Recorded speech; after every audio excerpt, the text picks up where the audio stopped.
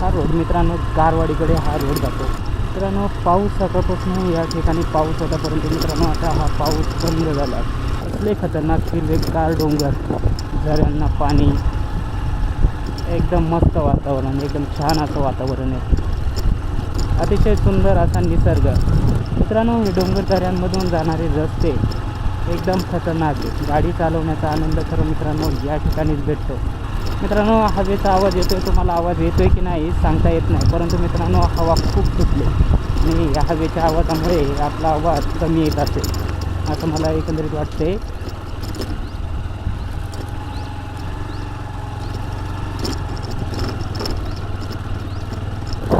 हा आहे गारवाडीकडे जातानाचा रोड.